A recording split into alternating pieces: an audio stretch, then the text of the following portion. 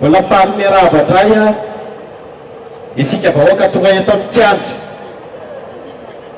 ary mbola faly miarahaba ihany koa amin'ny vahoakan'Antananarivo ary indrindra ny vahoaka eraky Madagasikara izay fantatro fa tena mieno tokoa ary mieno ny zavatra miseho rehetra eto amin'ity 13 May ity. Voalaza teo fa tany amin'ny fitsarana avo ny lalam-panorenana ny hetsy vahoaka ho amin'ny tena fanovana sy ny fanorenana ifotony. Ny dina letany dia fantatsika fa nisy ilay taratasy nateritsika tany ary nankatahantsika valiny mazava avy any amin'izareo ao fitsarana avo ny momba ny lalam-panorenana tao. Androany rehefa niandry andro maromaro isika dia nanapa-kevitra hoe andao andehanana mihitsy ahafantarana valina izy fa tsy niandry ny fiantsoan-jareo na dia efa niandry any aritsika hoe ho antsoan-jareo na hoe mety ho avoakany amin'ny ano aman-jery ny valiny taratasy napetraky ny hetsy vahoaka ho amin'ny tena fanovana sy ny fanorenana ifotony. Androany rehefa tonga tany dia zao ny vaniteny azo. Voalohany aloha dia hoe ny mpiandro ny tanàna tao hoe tsy misy eto toerana ny mpiasa na ny tompon'andraikitra ao amin'ny fitsarana avo momba ny lalam-panorenana.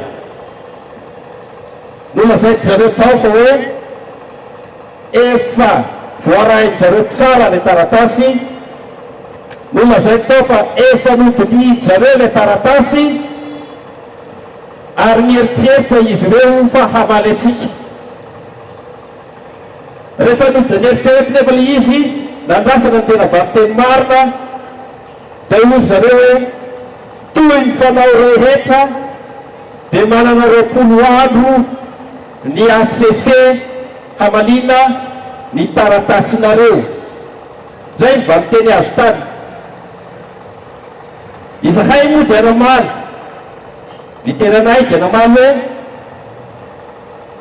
hoe efa latsaka katerena ny firenena, efa mitakotaka ny tany aman-danitra, ny fanjakana manao amboletra mandeha any amin'ny fifidianana ihany, ny vahoaka efa miamahantra ny tsy fandriam-pahalemana tsy lazaina intsony dia ny vaniteny azo hoe miandrasa 20 andro ianareo. Rehefa tena ho latsaka katerena sy zavatra iseho marina ve eto vao ho tonga saina sy ho taitra ry zareo amin'ny ACC mafarafaratsy misy any eo amin'ny fiainam-pirenena, misy ny atao hoe lahara-pahamena eo amin'izany fiainam-pirenena izany. Dia hoy izahay taminy ireo mpiandry tanàna tao hoe ato tao amin'ny zareo fa ninona miseho eto amin'ity firenentsika ity ary dia anisan'ny tompon'andraikitra amin'ny zavatra mety hiseho eto amin'ny firenena zareo raha mbola hiandry an'izato 20 andro izany vao miandry hamaly ny taratasy nalefa ny hetsy vahoaka ho amin'ny tena fanovana sy ny fanorenana ifotony. Inona zavatra tiana hiaviana? Madagasikara ankehitriny tompoko lasy tompoko vavy dia tahaka ny olona anankiray marary vavony sady marary an-doha. Olona anankiray marary vavony efa tratran'le ketsy izay misy an'ilay atao hoe ulcère d'estomac na hoe areti-bavony efa nisy vay ao anatiny ary sady marary ny lohany. Ny areti-bavony eto dia ny fahantratsika malagasy, ny fahorian'ny vahoaka malagasy efa manaintaina, tsy afaka mihinan-kanina intsony, tsy afaka matory intsony, tsy afaka mba mieritreritra intsony, fa manaikitra dia manaikitra ilay vavony. Ary efa kely sisa ary dia efa hoan-doka ilay izy. Marary antony ilay olona dia Madagasikara zany, satria marary ilay filoha, ilay mpitata. Io ilay mahatonga ny fahoritsika tsy afaka mieritreritra ihina marina ny tena mahasoa ny vahoaka malagasy. Marary ny lohany, marary ny lohan'ilay Madagasikara, marary ny lohan'ilay olona nomeko sarosarotsika teo. Sady marary ny lohany, marary ny vavony. Dia hoe ny mpitsabo hoe marary ny lohany, vahaolona dia tsaboy ny lohany, tsaboy ny lohany, fa marary ny lohany io tsy mahita vahaolana ho an'ny malagasy. Dia inona nomeny? Omeo aspirine io, fa zay ny fanafody haingana indrindra alana ny aretin'andoha. Le aspirine tompo plasy tompo vavy dia io le ataontsika isan'andro hoe fivikianana io, fivikianana ny vahaolana. Aspirine ny vahaolana ho izy, fa zay mahafaka ny aretin'andoha haingana. Ary marary foana nge lohan'ny olona io e,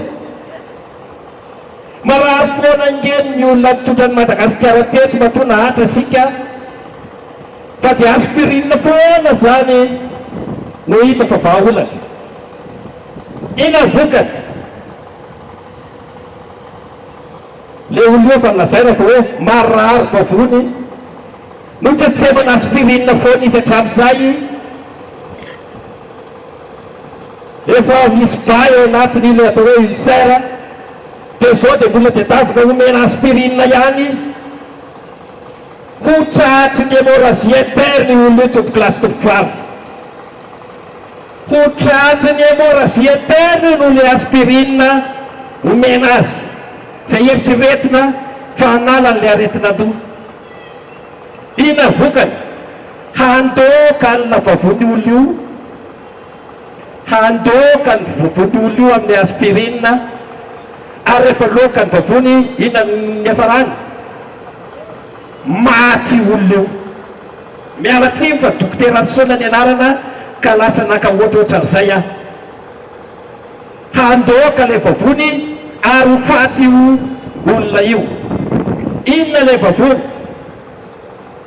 Io vavony io tompoko, lay rafitra lazaintsika eto fa hoe tsy mety, marary ny rafitra eto, marary ny vavony, marary ny rafitra. Tokony le rafitra aloha na le vavony ny tsaboina voalohany. Tsaboy aloha le vavony voan'ny ulcère, zay vao mieritreritra ny ampidony lohany ianao hoe marary. Fa rehefa voatsabo ny vavony, mety ho afaka ho azy ny aretin'andohany. Ary tsy tratrany hémorragie izy. Zay vahaolana tompoko, fitelina avy amintsika. Apo mieritreritra ny tena efa natsipiko zay, anao vahoaka malagasy mieritreritra. Teo velona ve anao?